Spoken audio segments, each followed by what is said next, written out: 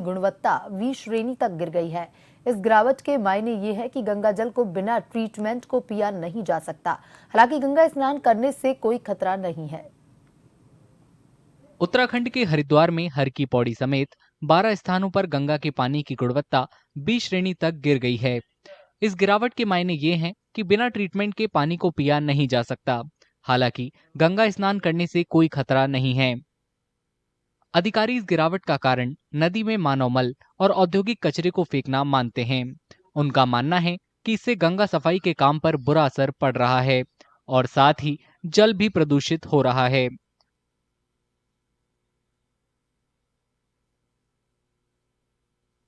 अगर हम डेटा देखें तो अगर मैं फीकल कोलीफॉर्म की बात करूं, माना फीकल कोलीफॉर्म की अधिकतम जो मात्रा है वो 500 एमपीएन है, जो हमको मतलब जो मानक है निर्धारित के।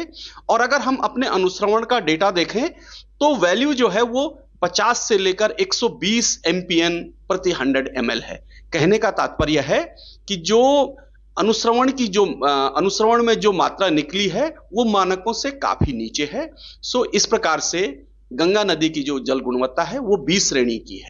विशेषज्ञों का मानना है कि गंगा के पानी की गुणवत्ता में सुधार हो सकता है क्योंकि ये नीचे की ओर बहती है। ये देखते हुए कि परीक्षण आमतौर पर उन स्थानों के पास आयोजित किए जाते हैं जहां सीवेज और औद्योगिक अपशिष्ट जैसे प्रदूषक नदी में मिलते हैं।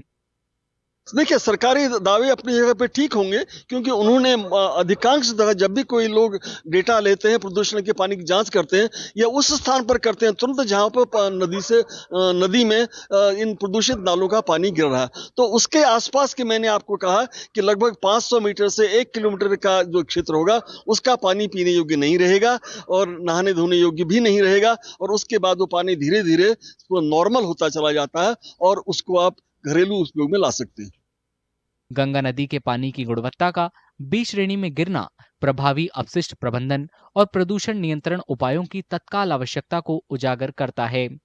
ये एक्शन पानी की गुणवत्ता में सुधार और सभी उपयोगों के लिए नदी की सुरक्षा सुनिश्चित करने के लिए बहुत जरूरी है।